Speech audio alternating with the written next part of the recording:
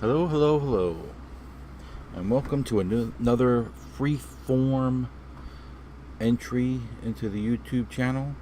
This is the kind of entry I do where I just sit here and talk about whatever I feel like talking about. Don't even know I'm going to talk about yet, just coming in blind. So, um, if you hear some static in the background, that might be my fan going because we're currently having a heat wave. It's the middle of July and it's feeling it. We are supposed to have extremely hot weather for the next 2 weeks, and I'm a large guy, and let me tell you, it doesn't sit well with me at all. It's a hard deal. But so I'm leaving the fan on, and if it's just a little bit of static, well, that's okay because not many people are listening to this anyway. And first of all, and second of all, it's just more important that I be comfortable at the moment. Then you have a perfect, crystal clear view of my voice, especially since this isn't a poem or something important like that. It's just me blabbering. And if you're interested in me blabbering, God alone knows why you would be. But apparently, a lot of people are. It's amazing how many people are just interested in other people just blabbing. And, I guess there's a lot of lonely people out there, and they look at these people and they talk to them through the camera, and they think, gee, I have a friend. This is my friend. And they say, oh, this whoever they are, they're my friend, and they see them as their friends. But the truth of the matter is that they're not really friends. There are people, probably anybody who's listening to this really is my friend. Like, I know them. I could recognize their face on a picture. I've had direct communication with them. So anybody who's listening to this probably is. But I'm talking about, somebody has, say, even like 5,000 or 10,000 YouTube subscribers. Yeah, you're not his friend. You're not her friend. You're not their friend. You're not. They don't know you. You can comment every day, and they don't read those comments. Or if they do, they read through you. You're just one of many people that they're looking at. If you really want to have a real friendship online, you should really look for people who don't have many subscribers. Look for people who have under 50 subscribers. Those people generally might really become your friends. Anybody with over 1,000, probably not going to happen. You're probably a little too late. If you start coming early, they might be more inclined to remember you if and when they ever get big. Now, I don't know that I'll ever get big. I don't do things that are extremely popular. Even the gaming stuff that I'm going to do is not going to be the kind of stuff that would draw people's attention to me. I'm not going to make fancy videos of me playing video games. It's just not worth it to me. I'll have a camera and I'll just take pictures of me and my machine, playing my machine. If that gets a lot of people watching, okay, if that's fine. But poetry is never going to have an audience. It just won't. It doesn't matter how well you write. It doesn't matter how well you do with it. It just doesn't get an audience. If suddenly I were to die and become famous, then it would have an audience. Or if I would go out and shoot a bunch of people, oh, then everybody would run right to my YouTube page and they would say, wow, and they would try to figure out why I shot the people and and all the rest of the garbage. So that's, if you're a poet out there and you want to get famous, go do something radically stupid, I guess, and that's that'll get your attention. But if you're just gonna write great poems, it's not gonna get you anywhere. It's not gonna get you anywhere in life. It's not gonna get you anywhere in as far as eyes on the prize or people paying attention to you or giving you money. It's just not gonna happen. It never happens for almost anyone, and the people it does happen for, they usually have some other way that they're accruing an audience. Either they're writing novels, or they're writing screenplays, or they're academics of some sort, or they've done something outrageous in another way, or they're an actor. And I just saw this, Yoko Ono had a poem, and I guess you call it a poem. I wouldn't call it a poem. It's just freaking drivel. It's dreck and lines. I'm actually thinking about just doing a video on that piece of garbage that was published in poetry. So I may not talk about that much here, because I'll get my dander up, and next thing you know, I'll blow my entire load on that subject, because I really fume when I see some famous schmuck getting poetry attention just because they're freaking famous, and not because they've written something wonderful. And believe me, it's not wonderful. I mean, if you're Troy Schultz, who pointed it out to me, you know that. And if you're anybody else, you would know it immediately after you got done reading it. It's just horrendous that, I know a lot of people who have spent their entire lives. It looks like I'm ranting about this anyway. But I've known a lot of people I'm going to say this and then stop so I can do a direct video on it. I know a lot of people who worked their whole lives on poetry and have dedicated their lives to reading it, writing it, in some cases publishing it, supporting others in it, and editing it, and they're never getting Poetry Magazine. They dream about it, and they send their work religiously, and they never ever see their work grace that page. And if they did, it would be a lifetime achievement for them. It would be, I know it would be for me.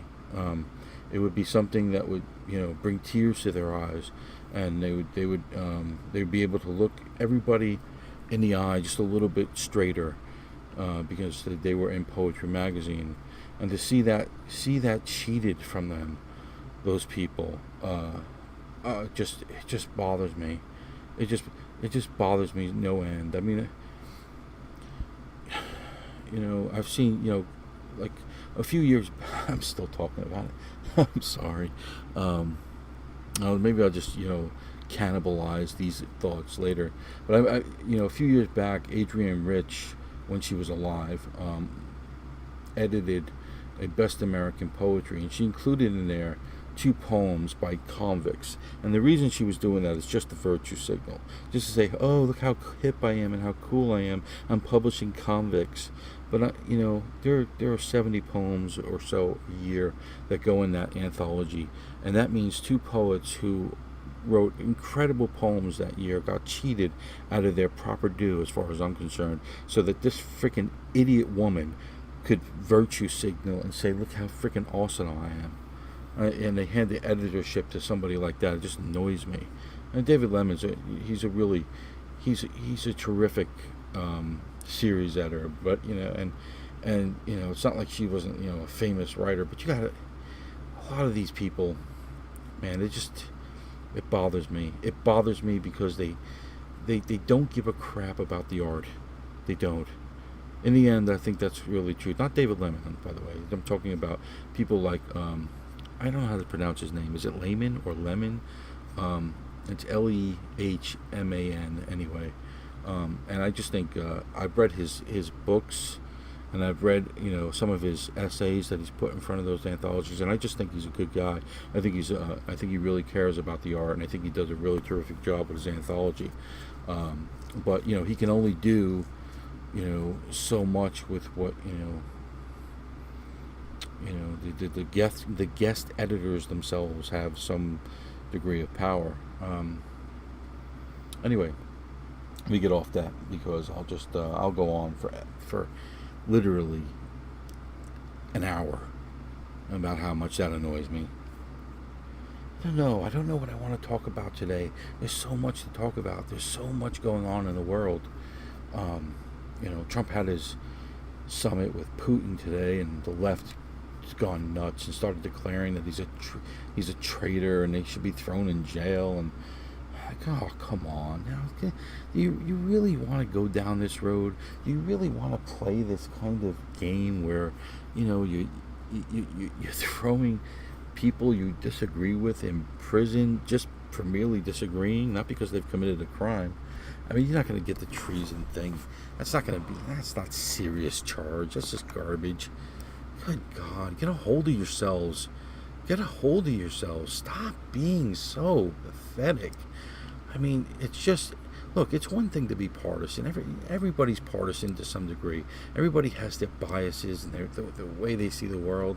But when you start to go off into this la-la land where you're not even rational anymore, you're just emoting. You're just emoting all over everybody. Just like freaking like some person who can't stop puking in a movie theater, and he just throws up on one person after another as he's trying to get down the aisle. It's just stop. Get a hold of yourself. Go do something else for a while. Stop obsessing about this guy in the White House. It's just ridiculous. Anyway, I'm one of the features I'm going to be doing upcoming, because next I'm doing Tom C. Hunley, which I'm excited about because he sent me his book and it's really terrific. I haven't gotten through it all yet. But I'm going to pick a couple of poems out of that and read that. And then I got next in line, I got Michael Meyerhofer, who's just a terrific guy and a terrific poet. I mean, we disagree with everything politically, but I mean, just a wonderful poet. He's just awesome, and he's a really nice guy too. He's done so much to promote my work. I'm just really grateful to him. But he's just a great writer himself and a great friend, and I'm looking forward to reading his work. I've been a fan a long time now, and I just think he's a guy whose work deserves a wider audience. Not that I'm going to give it to him. Geez, I'm getting 20, 25 views for these videos. It kind of annoys me, because I have 600 Twitter followers and 600 Facebook friends, and these people over here and those people over there and a little bit over there and a little bit over there, and I can only get 10 or 15 or 20 views for this stuff. This annoys me, especially because I mean a lot of these people are just terrific, and I just want them to get their due. I really do. I mean, it's nice to get my due too, but the when I do these videos to celebrate these writers and these authors that I'm in contact with, I just would love to see greater acceptance and appreciation for them. And so I have those two writers up. There's no females. I went to I bought this Allison Joseph book when I was at my daughter's college. It was on sale there, along with a bunch of other like Jennifer Knox books and somebody else, Mark Halperman, who used to teach there. I don't know if he still does, but I bought these books. They were on sale, for like $1 or $2, and I was like, wow, there's an Allison Joseph book. Maybe I'll do a feature on her. And then I said, all right, well, I'll read the book and I'll pick out a couple of poems and I'll write her and I'll ask her if I can do it. And I went to her Facebook thing, and lo and behold, she had unfriended me. And I was like, oh, really? I mean, really? Why? Why? Because I said something you disagreed with? Really? I mean, it makes me so sad, that they can't get past this kind of stuff. They can't. They always take the most uncharitable view of everyone. But anyway, I went there and said, well, she unfriended me. I'm not going to do a feature on her when she's insulted me in that way. And so I'm back to square one when it comes to females. If there's a female listening to this and you write poetry, hey, hook me up. Tell me you'd like to have your work featured. I'm not going to get you many readers. I admit that. It's not going to make your day, or it's not going to make your, but I'll do my best reading the work as best I can and make a nice video for you, and you can share it with your friends, and I'm not, I don't want to have just like, a big sausage party. But if females don't want to play the game, they don't want to get in, they don't want to, I'm not going to go around asking everybody, although I'm not against that. I'm probably going to ask Toby Cosgill as well at some point, because she's wonderful, and I'm going to probably ask Susan Gibbs for something I can read, and there are a few others, but it becomes really problematic, because a lot, in some ways, I much rather them ask me, because then they're, the associations, on their part. I'm not putting them on the spot where they have to say, no, Jim, I don't like your politics, so I don't want to associate with you. Which I fear is part of what's, the reason why people are not approaching me and saying, yeah, I'd like you to do, some of my poems. And if that's the case, and I just, it's pretty unfortunate, because, listen, just because I appreciate your poetry and I read it online, doesn't mean you agree with everything I say. I mean, that's, are we really going to go down the road where we can no longer associate with people who do not go strictly down a specific political / religious / ideological line? I mean, is that really where we're going to go? I have to agree with you on everything publicly, otherwise I have to disassociate with you completely. That's a disaster if we're heading down that road. There is nowhere to go there. There's no freedom. There's no way. You can't move. That's a straitjacket life, and your entire life is built around, now I have to be afraid. I have to, if anybody steps out of line, it's just not going to work for me. And who wants to live like that, man? Who wants to have that kind of, pall upon your existence, where the only people you associate with are like in this cult-like mentality. It's bad. It's bad mojo, man. It's as bad as you can imagine. And the arts are becoming more and more like that. And in that way, they're becoming less and less the arts, because the arts have to have a certain amount of freedom in order to exist. I mean, in some ways, the arts thrived in society because the culture was conservative. Does that make sense to you? Let me flesh that out a little bit for you. If you're an artist and you're rebelling against, and art is often a rebellion, even at its most tempered, at its most tame, it's still somewhat of a rebellion. But if it's rebelling against a solid, conservative, higher ordered society, that's one thing. But if it's not, if it's rebelling against,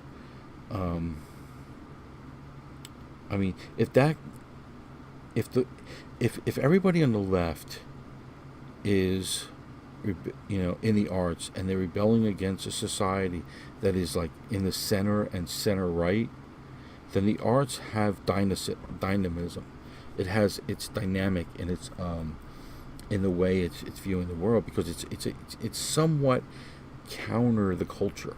It's somewhat opposing the main the black and whiteness of regular life.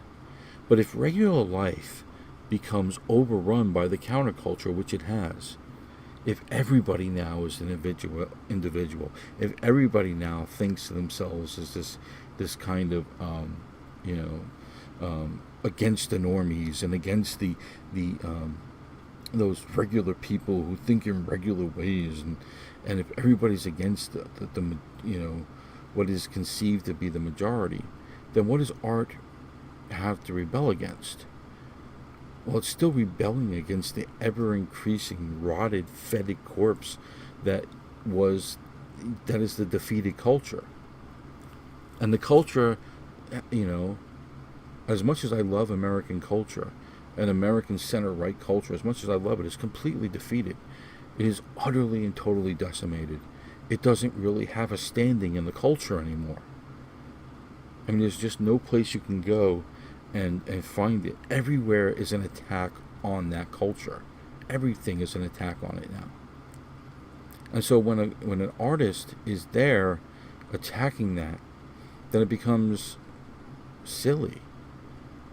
It becomes, then the only way to really be an artist is to attack the attackers. The great Japanese artist Yukio Mishima, who wrote Confessions of the Mask and The Sailor Who Fell from the Sea, and many great books before he committed seppuku, killed himself. He once said that he couldn't go on the left because there was no room for him there. That the left was completely occupied. And as an artist, you cannot be in the crowd. It's death to an artist if you want to be, if you want to look at things in an original way as compared to all the people around you. See, if all the people around you hate Trump, if they all hate Trump, then you say nothing new by saying you hate Trump. You're completely worthless. I mean, you're Rachel Maddow with it broken into lines at that point. There's nothing interesting about you. There's no reason for you to even exist as an artist. All artists are just like you. They're all saying the same thing. And it's not just you, but it's a whole wider culture. They're all saying this. I mean, you have a few Trump fans who are willing to come out forward outside of a Trump rally and say, I supported Trump or I support Trump. But for the most part, no, those don't exist in the culture. Think of one television show. Think of one movie that is pro-Trump. Think of one musician that's putting out music that is pro-Trump. Think of the last time you saw a pro-Trump novel or God forbid, a pro-Trump poem. I mean, they don't really exist. I mean, it might be some few third-raters out there writing haiku that's pro-Trump, but it's not. There's not any real movement there. And so, if I was a young person looking at this and saying, wow, I need to separate myself from the crowd. Well, the very thing that you would normally do is you would say, listen, where is a place where I can do justice? I can do a greater justice to the world. Because justice is about balance. I've talked about this in other things. It's about balance. It's about finding a right balance. And so if the balance is all like, yay, the rich, there's something wrong with that. Because the poor are being mistreated then. But here's the thing. If everybody's about, yay, the poor, then there's no balance in that either. You got to have somebody say, wait a minute, the rich do good things too. There are worthwhile things about the rich. And so, but even just saying that, listen to how many people, how many people, if you said this online, how many people would, rail against that. What are you sticking up for the rich for? What are the rich? Oh, why would you vote for the rich? Oh, the rich have money, so they don't need protection. Oh, you're sticking up for the rich. Oh, that's stupid. But the truth of the matter is, if there's to be justice, the rich have to be treated fairly too. And so do white people, and so do males, and so does any other group that you think is quote-unquote privileged. And so the only people doing vital art right now, the only people are the ones who are doing this, are writing in the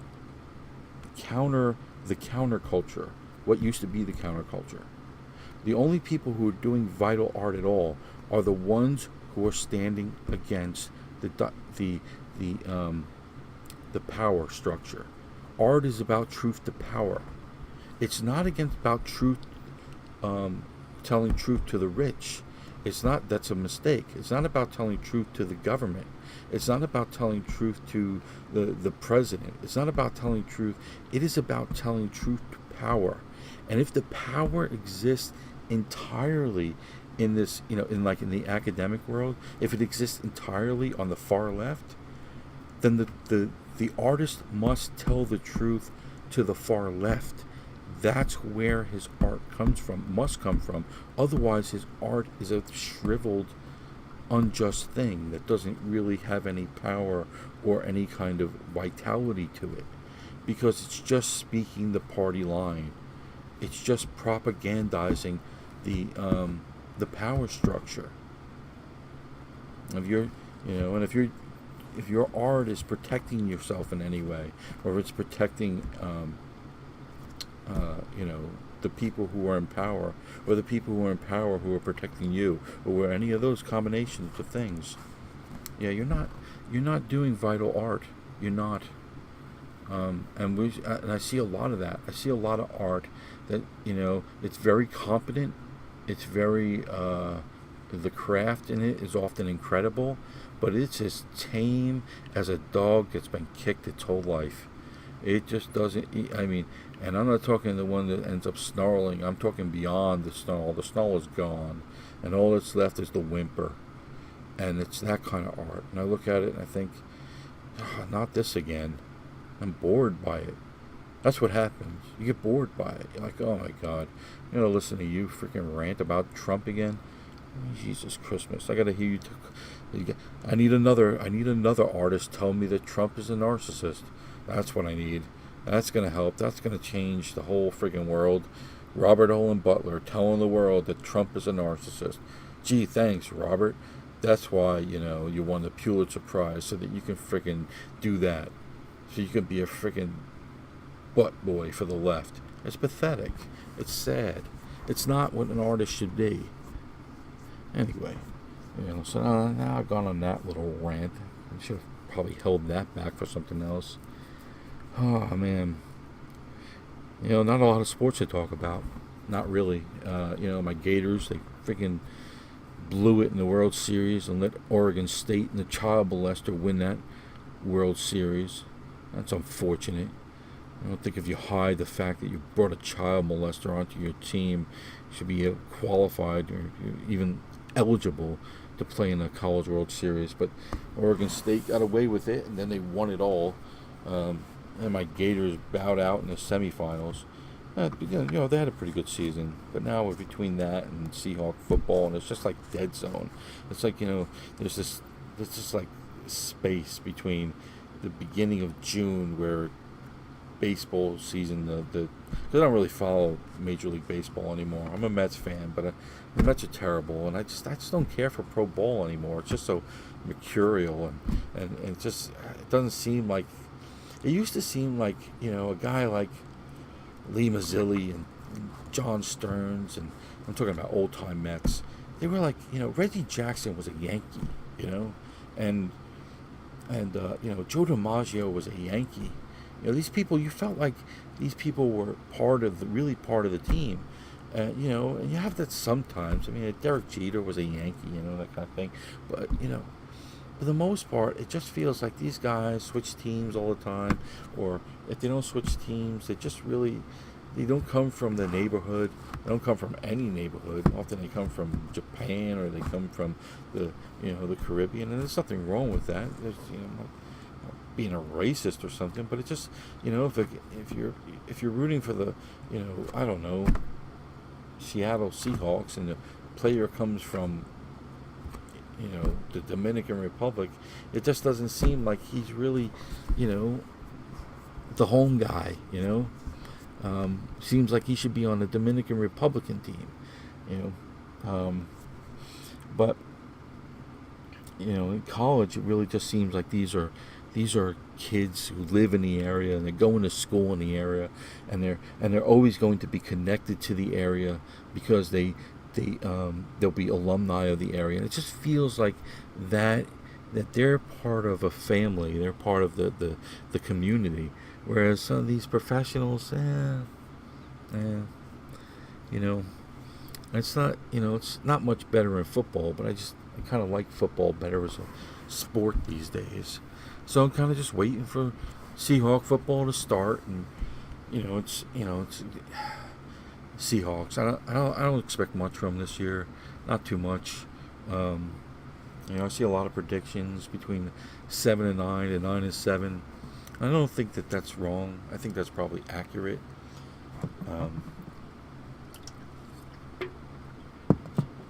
It's the kind of thing where if they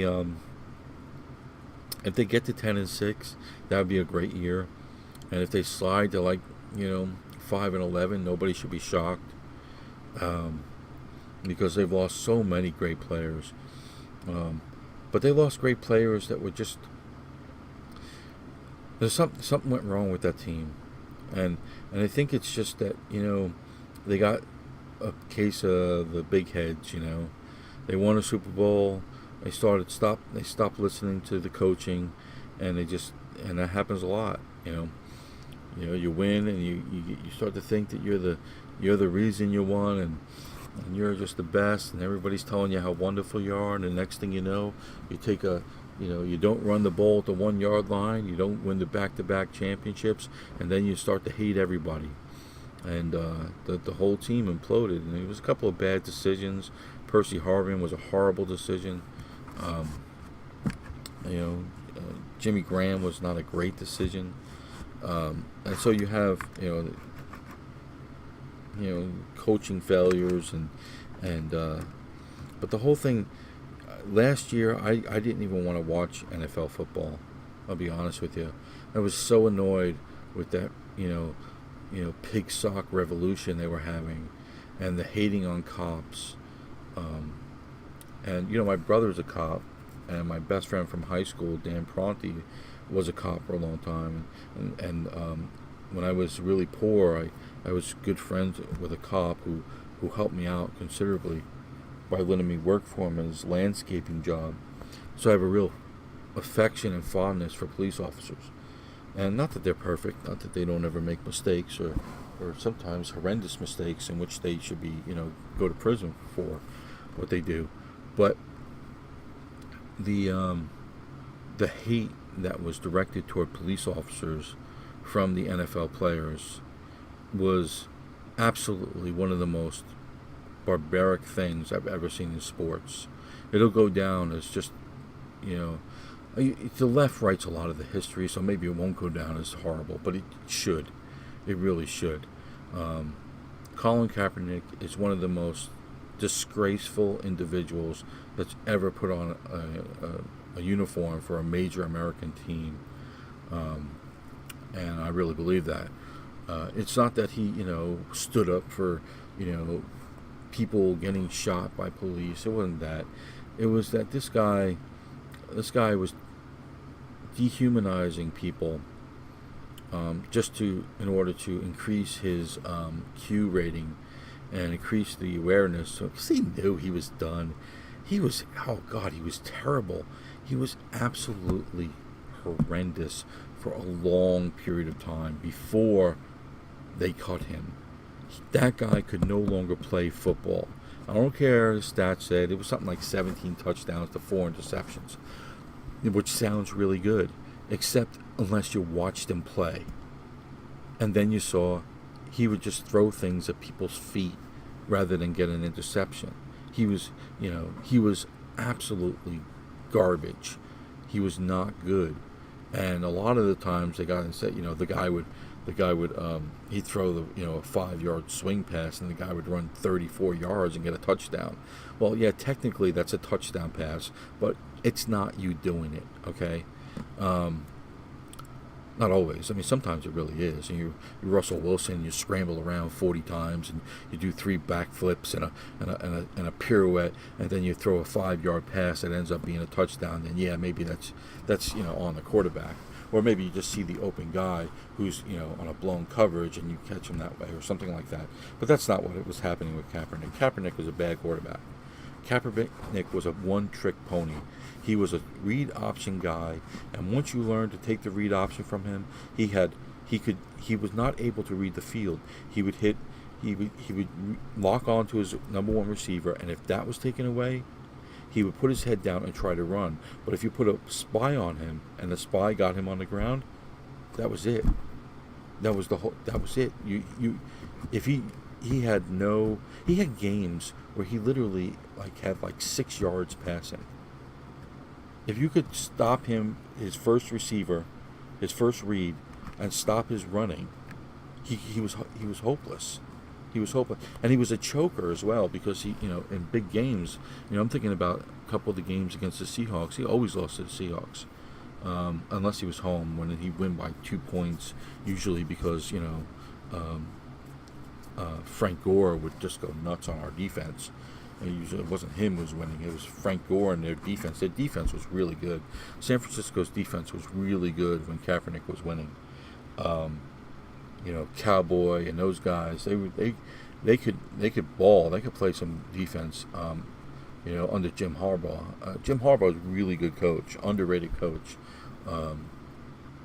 Anyway, yeah. So he's not a good football player. And this idea that there's this great collusion that was keeping him out of the NFL. No, there wasn't. He wasn't any good. Anybody could see he wasn't any good. If I've been watching football for, I don't know, since I was really a boy, but seriously since I was a teenager. And my friend Dan was big into football. I was always a baseball fan when I was a boy, but my friend Dan Pronti was huge into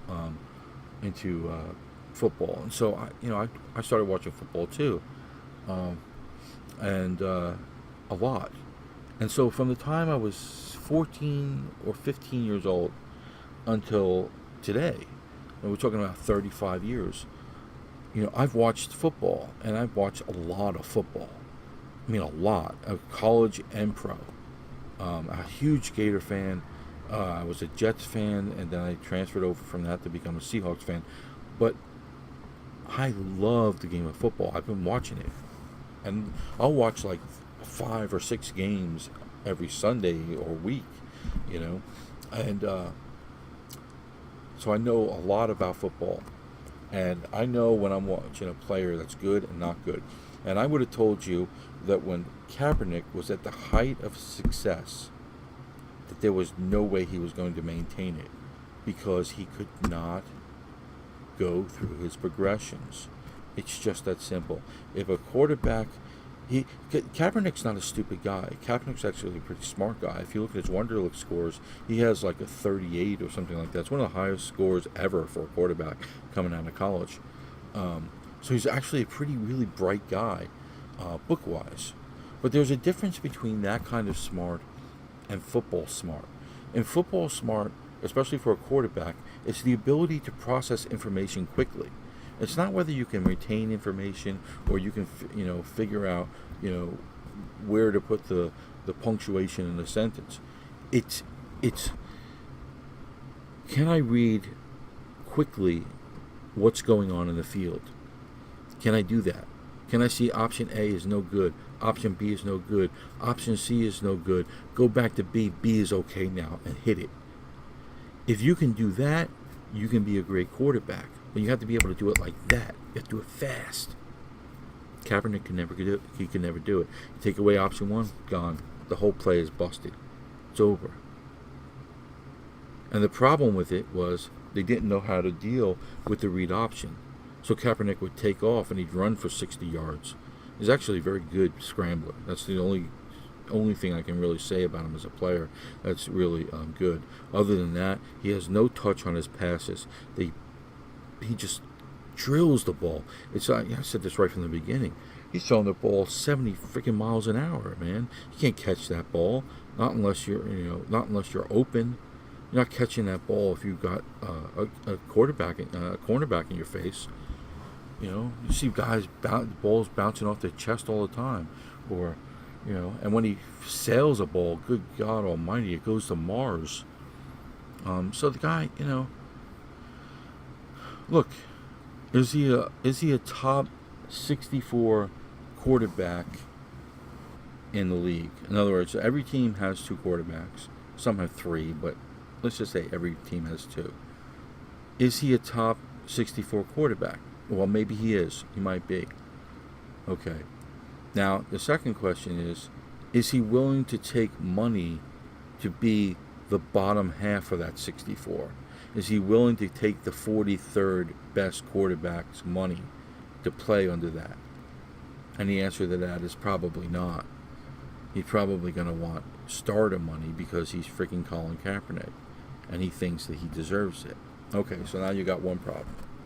The second problem you have is the distraction of a Colin Kaepernick, considering he's a backup quarterback at best. Is that worth it to you? At an increased monetary investment, do you want to spend that? Do you want to spend that money? Do you want to have that kind of those kinds of issues? And the answer for that, for most teams, or all teams really, is no, absolutely not. And so this idea that the league was colluding against him, it's just garbage. It's not true. The collusion is like the word of the decade apparently, but the Russian collusion and this collusion is just complete nonsense. It's just not true, and it's going to fail. The whole idea of it's going to fail. That's why the NFL is like, listen, we want a ruling on this because it's just, we want it gone because everybody knows it's just crap. And just let that guy fade into freaking history where he belongs with his big, ridiculous afro, nasty tattoos. I'm not really a tattoo fan. This gets me into trouble a lot of times because I grew up with people and they would get tattoos and they were just hideous.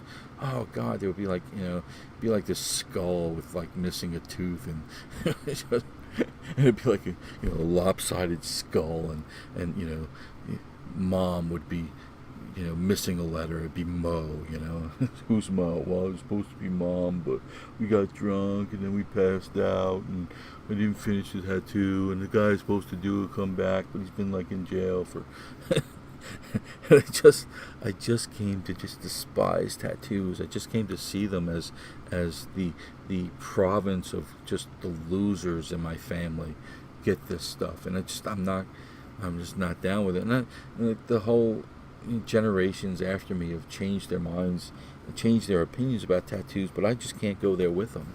And even though I can see really great tattoos, some of them are beautiful art. They really are. If they were on a piece of paper, I'd be like, wow, you're just incredible. But there's something about it being on skin that really rubs me wrong. It really does. It rubs me wrong. And part of it is because they're going to take that art to their grave with them, right? Or the crematorium. It's going to burn up or it's going to rot. That's one thing that bothers me. But the other thing that bothers me is that it's not their art. It's somebody else's art. And you say, I got this tattoo because it means so much to me. Well, why don't you put it on a wall? I mean, it's like, it means so much to you, but it's not your art. It's somebody else's art. You let somebody else do. It's like, to me, it's like wearing some kind of fancy shirt. And say, I wore this fancy shirt because it means so much to me. I got this fancy shirt. And I was like, well, yeah, so what? It's a shirt. I could buy the same shirt. I could go get the same tattoo. It's not an accomplishment. It's not real individuality. It's not something that, when I look at, say, a poem by Shakespeare. I mean, I think that's great. But if somebody put, tattoos a poem of Shakespeare on their arm, I don't think that, wow, you're a great creative individual. I don't think that at all. And it may mean a lot to them that this poem by Shakespeare. But it just doesn't mean, I'm not impressed by that. It doesn't, it doesn't make me curious about you. It doesn't make me interested in you. And I just think of it as, I think it is stealing somebody else's creativity to, for your own lack of creativity. You're not really building up your own individual equity. You're borrowing it from somebody else. You're getting somebody else to do it for you. It's like, here, do this interesting thing on my body so people will find me interesting. Now, I realize that this is not how everybody thinks. There's a lot of people who do, all kinds of memorials on their flesh so that, they'll remember. I don't have to have a memorial of my wife or daughter on my flesh to know that I love them. I don't understand the mentality of that. It's like, oh, I tattooed my kid's face on my arm so that I will, not forget her. I'm not going to forget her anyway. Oh, what the hell? I have to freaking have a lobotomy to forget my daughter. It doesn't make any sense to me. It's just bizarre. So yeah, but I get in trouble for saying this stuff, man. People who get tattoos, it's like freaking, they're like fanatics. I mean, really, seriously, you question somebody's religion, they're like, whatever. You question their tattoos, they will come after you with knives drawn, man. It's bizarre. It's bizarre how defensive they are about it. I love my tattoos. I love them.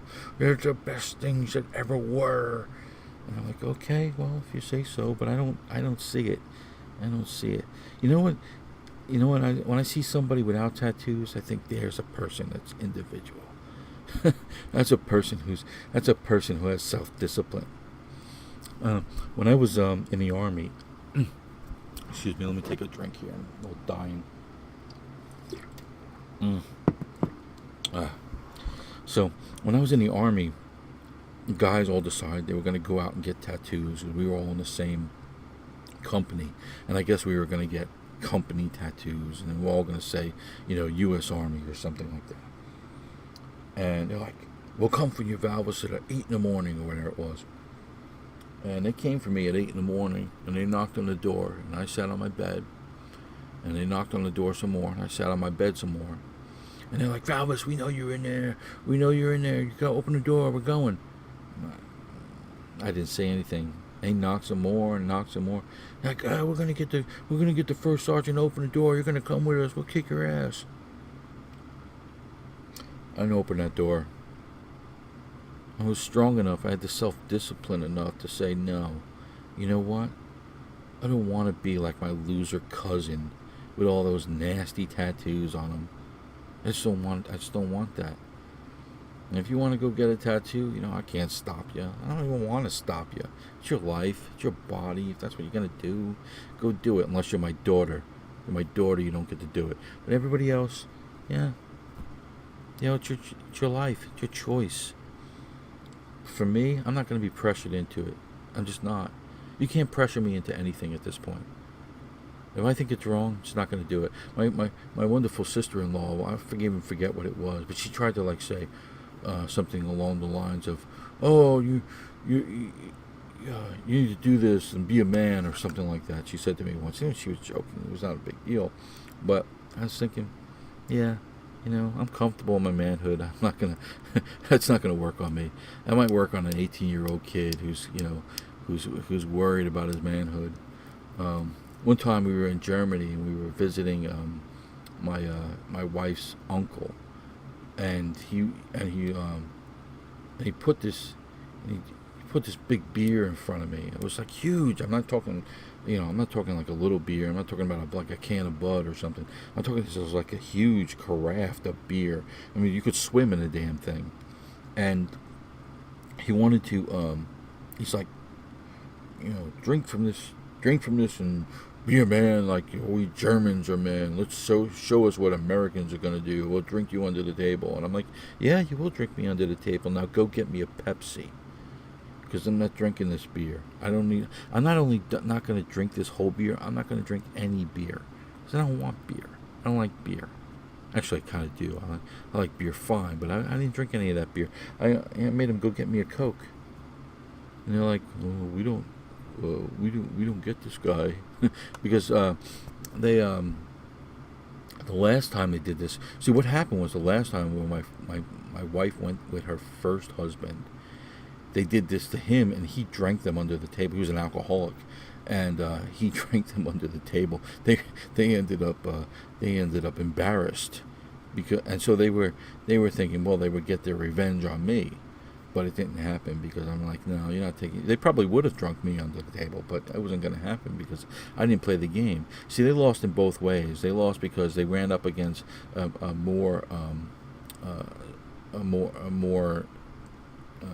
drinker with more tolerance the first time, and then they ran up to one with more wisdom and more intelligence than they did. And so anyway, here we are, almost 49 minutes in. And we are 49 minutes in. And I've said a few things, I guess. Boy, for somebody who came in without anything really to say, it's, the channel is not growing like I would hope it would grow. But, I still have hopes for it. I still think that eventually we'll be able to get, something good out of it. Where if I could just get 200 or 300 people, we might be able to promote the art in the way it should be promoted, not with frickin' Yoko Ono reading frickin' bathroom drivel But people who really appreciate the art, coming forward and hearing good art, my own and the other people that I share, that would be just terrific. I mean, that's I'm thinking about ways to do that, ways to advertise the channel, and I'm thinking about how I can best go about promoting this art form that I love so much. And I guess that's going to be it. That's all I'm going to talk about right now. We're 50 minutes in, and that's enough, for a hot July day. Anyway, as always, God bless you, and I mean that.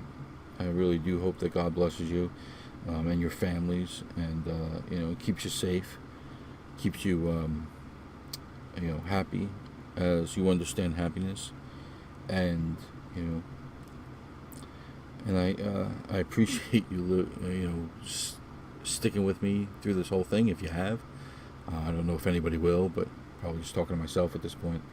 But if nobody listens to it, then I'm just glad. I'm just sending it out there, into the ether. That I really do hope that God watches over us, watches over our country, and watches over our families.